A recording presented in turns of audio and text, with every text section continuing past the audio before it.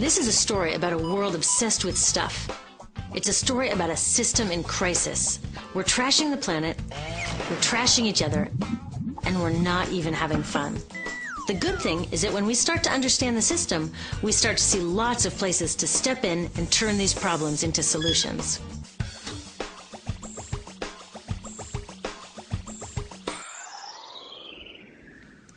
Can I tell you, I love my Pantene Pro V. Of the dozen or so personal care products that I use every day, it's the one I can't live without. It says it gives my dull hair the ultimate cool shine.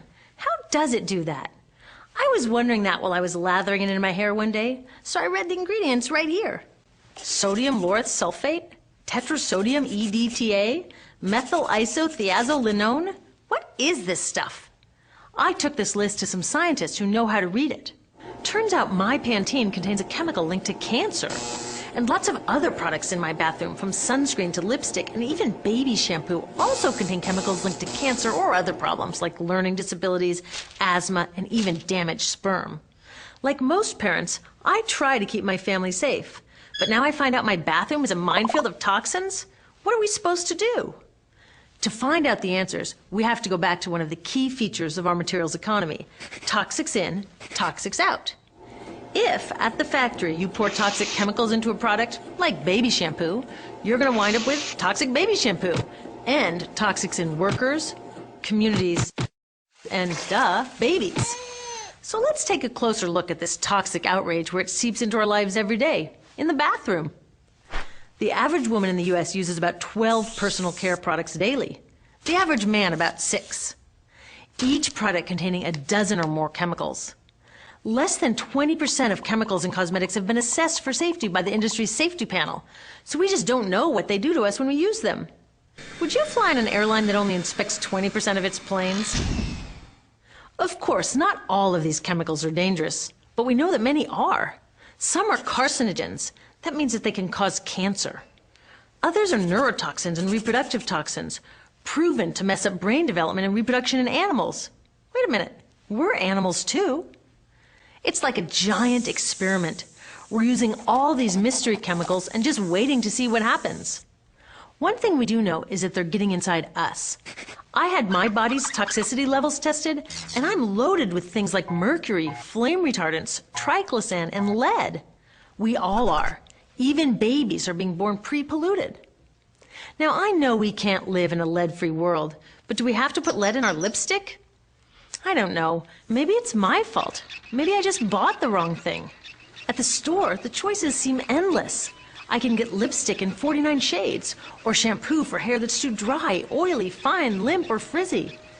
But what about the choices that really matter? Like the choice to buy products that are safe? It turns out the important decisions don't happen when I choose to take a product off the shelf. They happen when companies and governments decide what products should go on the shelves. So who are these companies?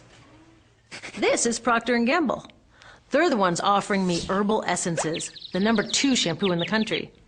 It contains toxic petrochemicals made from oil. Since when is oil an herb? On cosmetics labels, words like herbal, natural, even organic have no legal definition. That means that anybody can put anything in a bottle and call it natural, and they do. I mean, can you imagine a top seller called Petro Essences? Gross. What's even nastier are hair relaxers marketed to 5-year-olds and skin whitening creams. These are super toxic, both in their ingredients and in the message they send about what beauty is. Oh, here's Estee Lauder offering me a chance to help find a cure for breast cancer. That's nice. But wait, they're also using chemicals linked to cancer. Don't you think the best way for Estee Lauder to fight cancer is to stop using those chemicals in the first place? So really, I get to choose between meaningless claims on a bottle. But these guys get the real choice about what goes into those bottles. And that happens back here, at the factories where they're formulated. Why do the makers of these products use all these toxics? Are they trying to poison us? No, they're just working from a 1950s mindset when people were totally swept up in better living through chemistry. In all that excitement, they forgot to worry about human health impacts. That was years ago, and they are still using these same old toxic chemicals.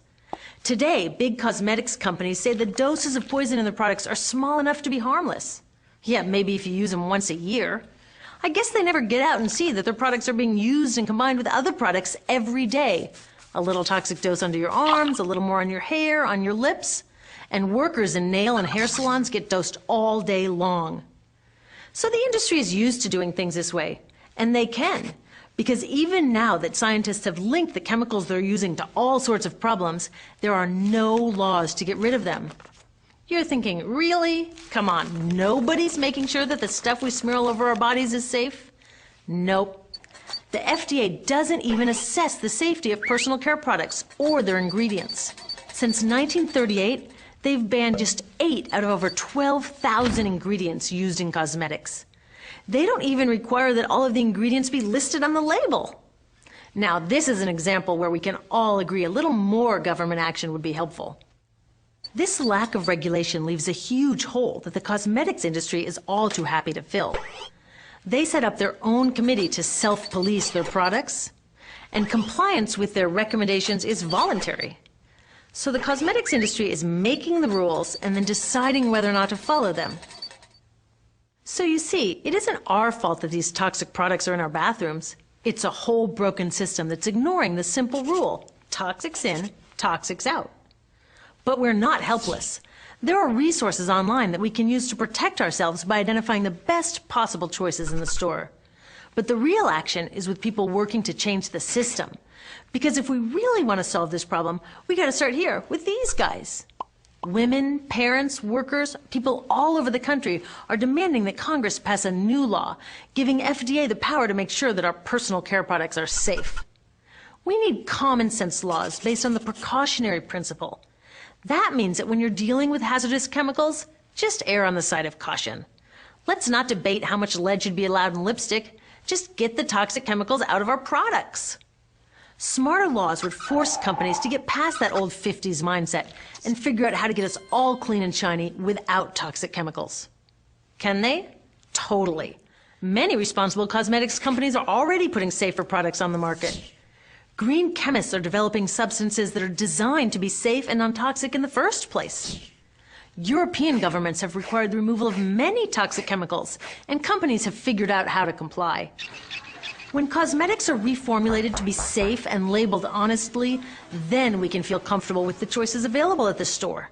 We can choose bouncy hair or full hair, shiny lipstick or matte. We can even choose to feel beautiful without using 20 products. But we'll know that whatever we choose, the most important choice, the choice to be safe and healthy, has already been made.